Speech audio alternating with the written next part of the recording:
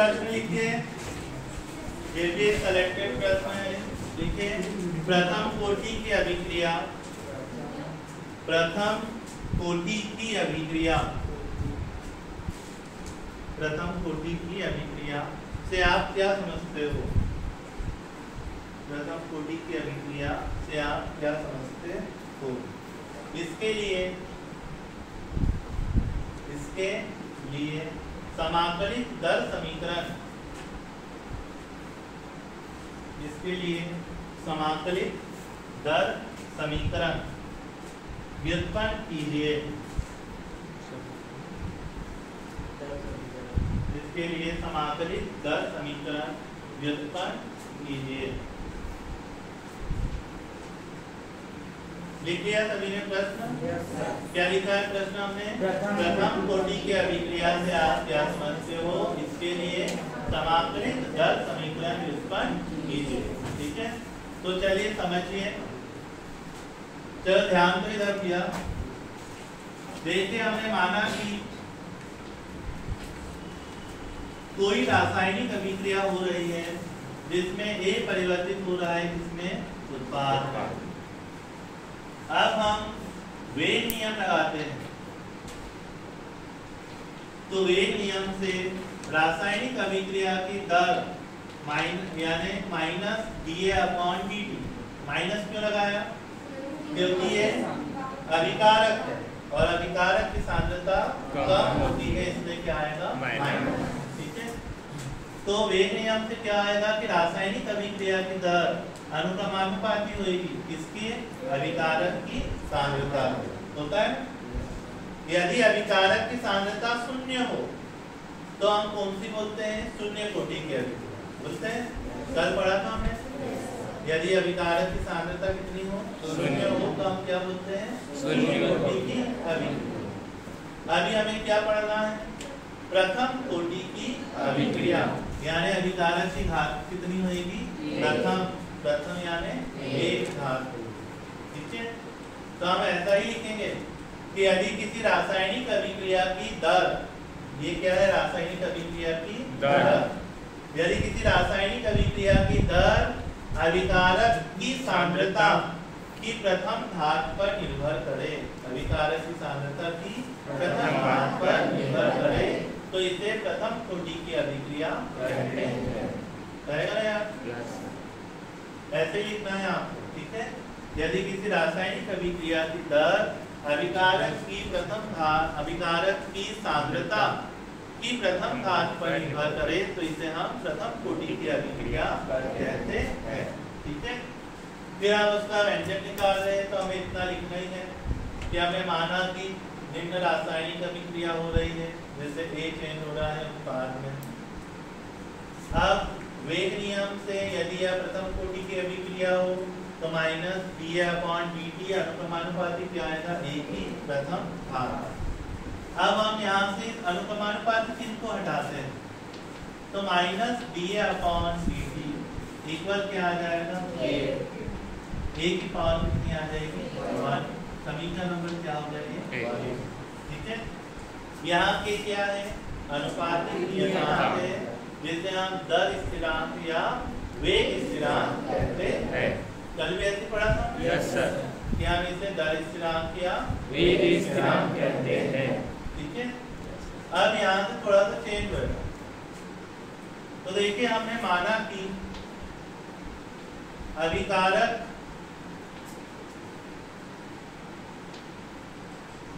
की प्रारंभिक सांद्रता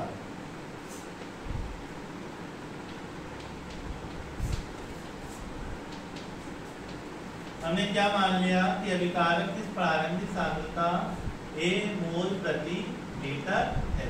ठीक है, क्या माना है आपने कि अभिकारक की जो प्रारंभिक सांद्रता है कितनी है? वो स्मॉल a है। ठीक है, मोल प्रति लीटर उसका मात्रक है। ठीक है, उसकी प्रारंभिक सांद्रता कितनी है? Small a। प्रारंभिक सांद्रता मतलब जब कोई रासायनिक अभिक्रिया नहीं हुई है उस समय उसकी सांद्रता कितनी है? Small a। ठीक है, अब क्या होता है कि 30 सेकंड पश्चात या t सेकंड में x मोल उत्पाद बनाते हैं।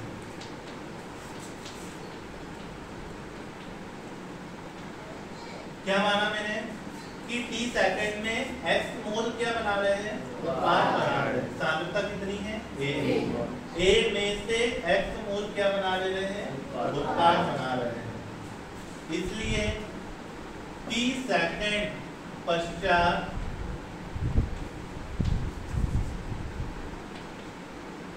t सेकंड पश्चात सांद्रता, अभिकारक की सांद्रता देखो पहले कितनी थी, एक।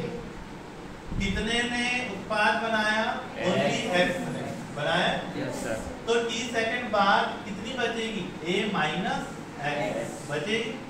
तो a माइनस x मोल प्रति लीटर। ठीक है। क्या माना है हमने कि कोई अभिकारक जो हमारा a है, इस कैपिटल A अभिकारक की प्रारंभिक सांद्रता कितनी है, स्मॉल a। t सेकंड पश्चात t कुछ भी टाइम हो सकता है, 1 सेकंड या 10 सेकंड या 30 सेकंड या 10 सेकंड मान लो। 10 सेकंड में क्या होता है कि a में से x मोल क्या बना ले रहे हैं, उत्पाद बना ले रहे हैं। तो 10 सेकंड बाद कितनी सांद्रता बची, यानी t लिखा हमने, लिखा t सेकंड बाद कितनी बची सांद्रता, a माइनस x मोल प्रति लीटर। आएगी ना ये? Yes sir. तो इस प्रकार क्या हुआ, देखिए रासायनिक अभिक्रिया की दर क्या आएगी, ये कितने मोल उत्पाद में चेंज हो रहे हैं, x। तो हम ये dA/dt की जगह क्या रख देंगे, dx/dt इक्वल क्या रख देंगे, a। सांद्रता A, ये सांद्रता A कौन सी होती है, अभिक्रिया के बाद बची हुई। ठीक, तो अभिक्रिया t सेकंड बाद कितनी बची सांद्रता हमारी, a माइनस x रख दिया मैंने। Yes sir. ठीक है। या आप इसको ऐसा नहीं तो आप अनुक्रमानुपाती चिन्ह हटा लगा सकते हो और उसको हटा के आप क्या लगा दोगे, यहाँ पे k लगा। ठीक है। अब हम इसको हल करते हैं। तो ये देखिए dx, ये गुणे की संख्या कहाँ आ जाएगी, बटे में। तो a minus x equal k, ये dt बड़े गुणे बटे की संख्या कहाँ चले जाएगी, गुणे में। तो ये हो गया हमारा समीकरण क्या आ गया, 2। अब हम इसका क्या कर देते हैं, समाकलन। तो समाकलन करने पर क्या आएगा, integration dx/a minus x equal k constant unit बाहर इंटू dt। अब फिर यहाँ फॉर्मूला लगेगा, तो हमें फॉर्मूला पता होना चाहिए कि यदि 1/x dx हो तो इसका होता है क्या, log e x। Integration dx हो तो इसका क्या होता है, x। तो इस फॉर्मूले से यहाँ पे क्या है, देखिए dx ऊपर है और ये 1/a माइनस क्या लिखा हुआ है, x। तो हम ये वाला फॉर्मूला उसमें यूज करेंगे। तो ये क्या आ जाएगा हमारा, log e a minus x, क्योंकि x के सामने माइनस है इसलिए यहाँ क्या आएगा, minus equal k constant unit बाहर, dt का क्या हो जाएगा आपका, t हो जाएगा ना, प्लस क्या लगा देंगे हम, c क्या है यहाँ पे, समाकलन, अनिश्चित समाकलन नियतांक, है ना। अब हम c का मान निकालते हैं। तो c का मान निकालने के लिए मैंने माना कि समय कितना है, 0 है। हमने क्या मान लिया कि समय क्या है हमारा, 0 है, 0 है ना। तो देखो t सेकंड में x मोल क्या बना रहे थे, उत्पाद बना रहे थे ना। यदि मैंने t को 0 मान लिया तो x का मान भी कितना आएगा, 0 होएगा ना, 0। क्योंकि समय नहीं हुआ मतलब a क्या है हमारा, x क्या है, 0। तो हमने माना कि समय 0 है, तो जो x उत्पाद बन रहे थे ये भी क्या होंगे, 0। हम इसको रख देते हैं कहाँ, समीकरण 3 से। तो क्या आ जाएगा, यहाँ देखिए minus log e a minus x की जगह 0 इक्वल k इंटू टी का मान 0 प्लस 3। तो माइनस लॉग ई क्या है ये a, 0 में गुणा आएगा 0 बराबर क्या आ जाएगा c। आ गया ना c का मान। इस c के मान को हम c की जगह पर क्या करते हैं पुट कर देते हैं। हम यहाँ लिख देंगे समीकरण 3 से।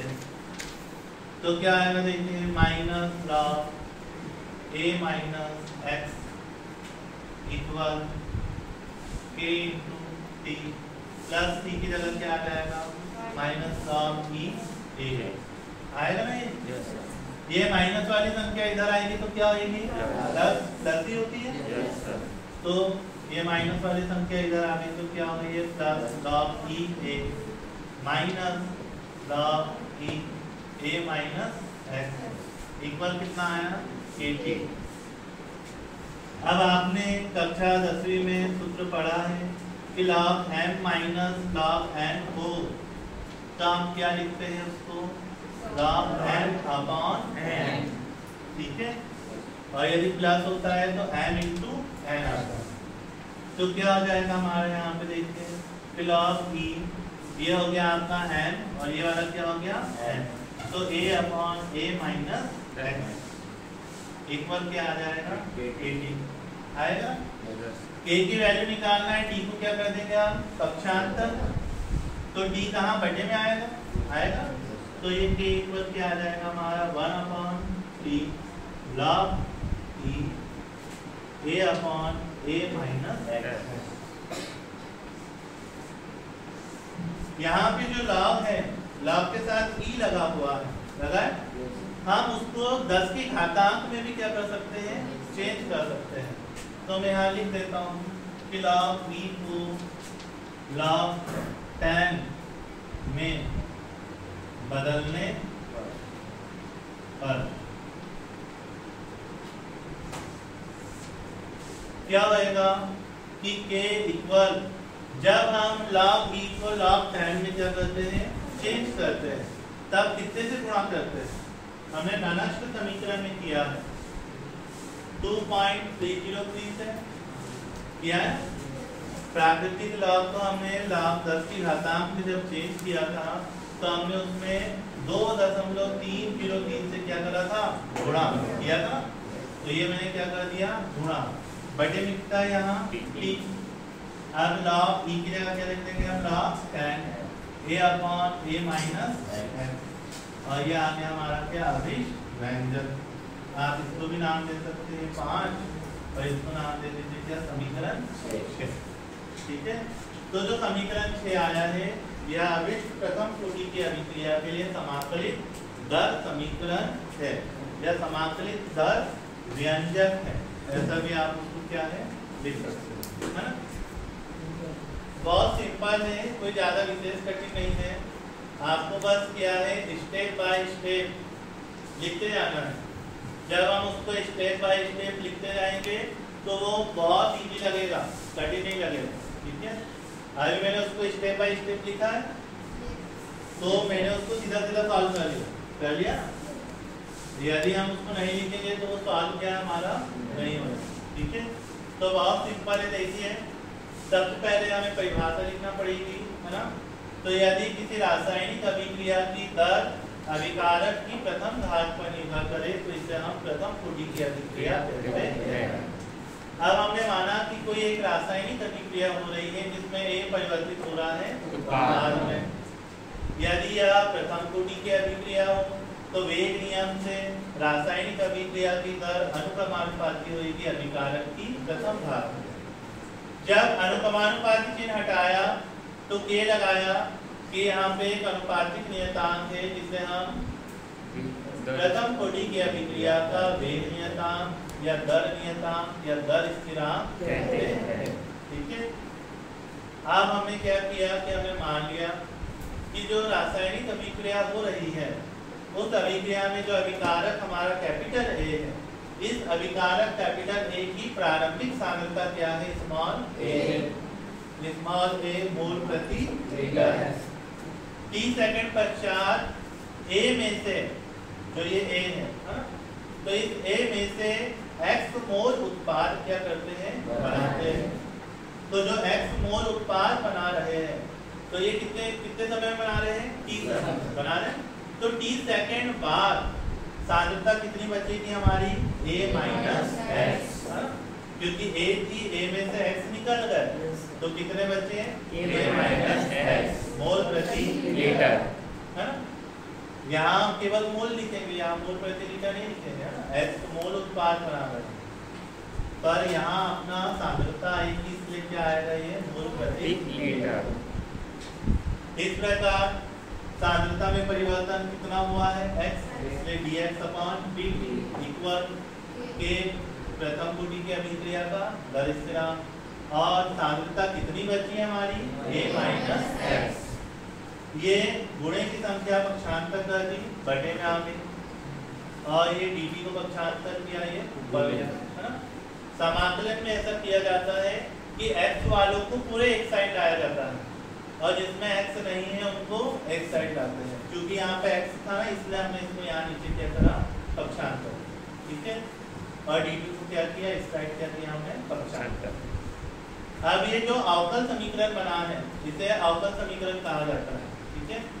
तो जो ये अवकल समीकरण बना है, इसका हल यदि आपको ज्ञात करना है, ठीक है, 12th की मैथ में है कि जो अवकल समीकरण होते हैं उनको हल करने के लिए उनका क्या किया जाता है, समाकलन किया जाता है, ठीक है। तो हमने इसका क्या कर दिया, समाकलन। तो समाकलन करने पर हमने इंटीग्रेशन लगा दिया, के बाहर हो गया, के क्या है यहाँ पे, स्थिरांक राशि, ठीक है। अब हम जानते हैं कि 1/x dx जो होता है, तो इसका इंटीग्रेशन में फॉर्मूला क्या है, log x, dx का क्या होता है, x होता है, इसलिए यहाँ फॉर्मूला लग गया। तो यहाँ पर क्या हो जाएगा आपका, log a माइनस x। चूंकि x माइनस में है, इसलिए यहाँ माइनस लगा है। यदि यहाँ पे x माइनस a होता तो वही आता, ये माइनस नहीं लगता। क्योंकि x के सामने क्या लगा हुआ है, माइनस लगा है, इसलिए हमने यहाँ पे लगाया माइनस लगाया, ठीक है। ये dt में dt का क्या हो जाएगा, c, तो ये k इंटू क्या आ गया, p प्लस c। c जो है अनिश्चित समाकलन नियतांक है। अब हमें c की वैल्यू निकालनी है। तो c की वैल्यू निकालने के लिए हमने माना कि समय जो है, समय कितना है, 0। जब समय शून्य होगा तो यहाँ देखो t सेकंड में x मोल बन रहे थे ना। अब आपने उस t को ही क्या मान लिया, 0, तो x बनेगा क्या, नहीं बनेगा, इसलिए x बराबर क्या आएगा, 0 आएगा।